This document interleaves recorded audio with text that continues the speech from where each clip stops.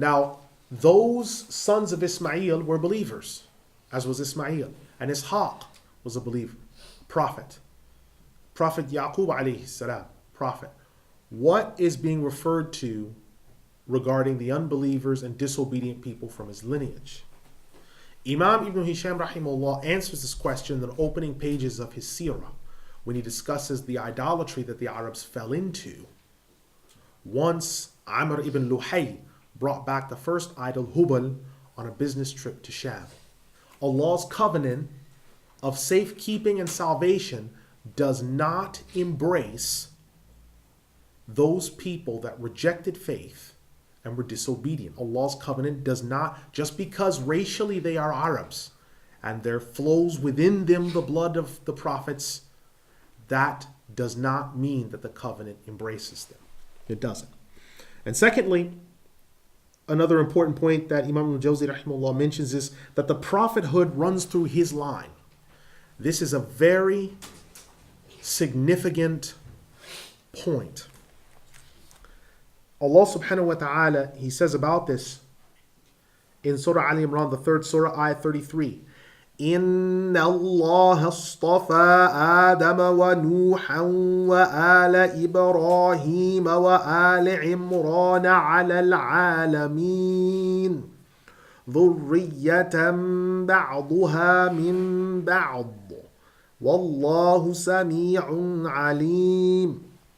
Indeed, Allah has chosen Adam, Nuh, the household of Ibrahim, the household of Imran over humanity. Their progeny one from another. And Allah is all hearing, all knowing. Surah Al Imran, the 3rd Surah, 34. So then you see from this that if you look, Allah had chosen Adam, Nuh, and then he mentions the household of Ibrahim, the Al. This is Ibrahim, his sons, and down. The Ala Imran is Musa, Musa's household, because you have Harun and you have Musa, who were the sons of Imran, and down. So anyone today, or anyone who claims prophethood from the time of Ibrahim alayhi salam, that is not a Semite, that is not from the household of Ibrahim or Imran, it's proof positive, besides just Surah Al-Ahzab, the 33rd Surah, Ayah 40, it's proof positive such a person is a liar, because Allah subhanahu wa ta'ala has established that the inheritance of prophethood flows through those people. So a person from Punjab claiming prophethood is a liar, because the Punjabis are not Semites. They're not Semites. Someone claiming prophethood from Australia, from the Aboriginal community, is a liar, because the Australoids are not Semites. Someone from Turkey claiming prophethood from the household, they are liars. The people, the prophethood, if you look at from the time of the Prophet Ibrahim alayhi salam all the way down to the Prophet Muhammad sallallahu alaihi wasallam, they've all been Semites. Semites, Semitic language speaking people, the positive A blood type, the J122J4 allele, these, the epicanthic eye folds, these are the proofs, Semitism, the language that's spoken, Arabic, Hebrew, Aramaic, Phoenician, Canaanite, these people, these Semitic people, but specifically more so, the household of Ibrahim and Imran. The Prophet Isa alayhi salam, from the bloodline of Ibrahim. Bloodline of Ibrahim.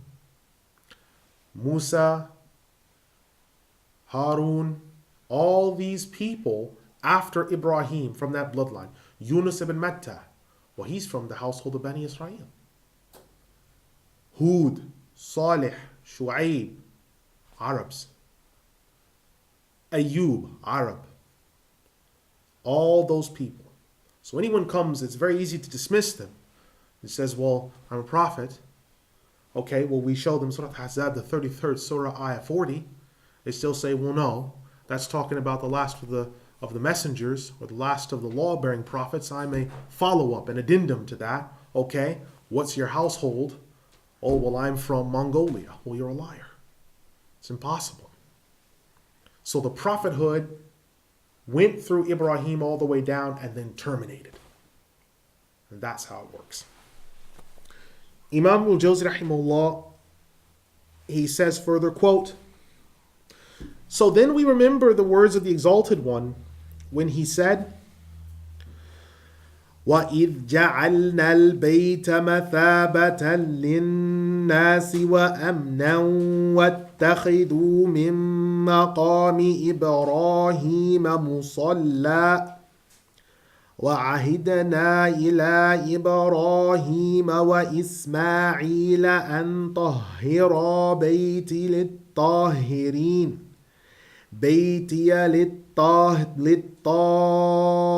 للطائفين والعاكفين والركع السجود وإذ قال إبراهيم رب اجعل هذا بلدا آمنا وارزق أهله من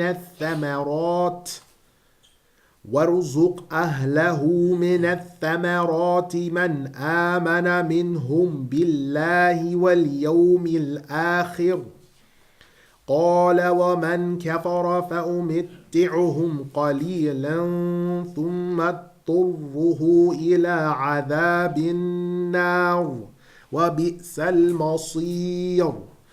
And when we made the ancient house a guiding point for humanity, a place and haven of safety and security, saying, take the maqam of Ibrahim as a place of prayer. And we made the covenant for Ibrahim and Ismail that they should purify the house. طَهِرَا بَيْتِيَ لِلطَّائِفِينَ.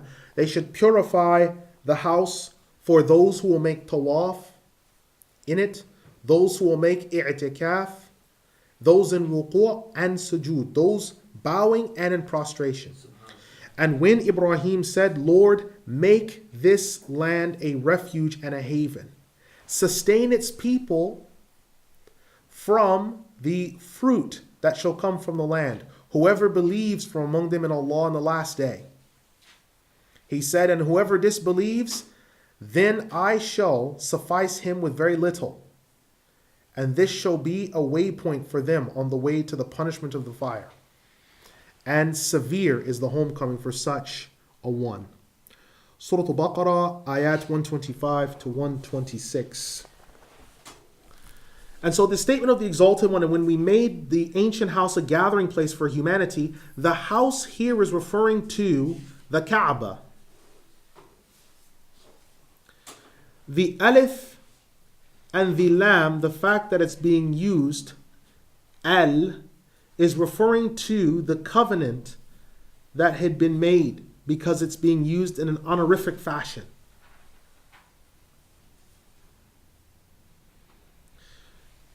As for the gathering place and foundation stone for humanity, this is what was referred to. Maqam in Arabic can be maqama or maqam, but in this place it was used as maqam. Ibn Qutaybah mentions that the muthaba, or the gathering place or foundation place, is referring to the fact that it was established as a place where the people would gather for the worship. So humanity, because this is called a mathaba, it means that humanity is going to keep coming back here time after time, some of them repeatedly. When the Exalted One says a safe refuge, Ibn Abbas radiallahu anhu says it's intended that whoever commits some crime in another location, then happens to come there, can find refuge, and such a person will be considered safe. But it is necessary that the people of Mecca do not obey him in the evil that he's doing, nor give him food or drink for the wickedness that he's done, and that they don't bring any harm to such a person until they go out. Then when he goes out, then the punishment is established on such a person, but not within the precinct. Al-Qadi Abu Ya'la the elder has said, the sacred house has been described as a place of refuge. And the intent here is all of the haram sanctuary. Just as Allah has mentioned in his speech, هَدْيًا بَالِغَ الْكَعْبَةِ, let the gift reach the Kaaba. Surah Al-Ma'idah, the 5th Surah, Ayat 95. The intent here is all of the haram sanctuary, because every single person can't possibly slaughter their sacrifice at the Kaaba, nor can they possibly slaughter it at Masjid al-Haram. But this hukm is referring to the whole of the city. And this is the hukm that we judge by. Not merely on what appears to people's mind when looking at the text. Close quote. So what Imam Al-Jawzi rahimahullah, what he's referring to is the fact that the Kaaba is called a mathaba as a prophetic, because remember, these words are being said to the Prophet Ibrahim alayhi salam 4,000 years ago, around 2000 BC. That this shall be a continual place of return. People will come back to it. Mathaba means when people return to it again and again. So this is being said in 2000 BC or around that area. This is before Gulf Airways, before Saudi Airlines. It's before any of the things that we have today where people can consistently fly back and forth and the visas and everything else. Allah subhanahu wa ta'ala prophetically tells his messenger, this is what's going to happen. This is exactly what's going to happen. Then in addition to that, it's mentioned that whoever comes into the city is safe, a refuge. Refuge, therefore, then meant that if somebody committed a criminal offense in some other country, they killed someone in Egypt, and then they escaped and made it to Mecca. Because amna, when Allah said balada, the word meant by balada, the ulama say, is Mecca, the city of Mecca. So, when they escape and make it to Mecca, the person is not to be turned out. But they're also, the Mecca people are not to give that person the bay'ah, feed, or give that person drink. They're to leave that person until they go out. Judicial punishments are not to be established on that person while in the sacred territory. Similarly, we're not to establish judicial punishments in the masjid, right? We're not to establish the judicial punishments there in the Kaaba. It can either be done for self-defense if you're defending yourselves, or to go in and get the person, but you don't establish judicial punishments there. So in 1925, when the Mecca people closed the gates to Mecca, they refused to let them in. This was the second time this incident happened. The first time was close to 100 years ago. The Mecca people shut the gates and said, we're not letting Ala Saud's army in. And so they shelled the city, blew cannonball holes in the gates of Mecca, and blew cannonball holes in Masjid al-Haram, which is why the Bin Laden and co, they had to build the city back up again, because they devastated the Kaaba, Masjid al-Haram, and the walls of the Kaaba. That's why, precisely why that happened. And they bulldozed the graveyard of Mu'ala, and they bulldozed Jannat al-Baqi'. And so when Salafiyah came in there in 1925, again, after having been rebuffed before, they were very surprised that the Mecca and Medini people again refused to feed them and give them drink. They couldn't understand it. The first time they refused to feed and give them drink, and they went out and the Ottomans decimated them.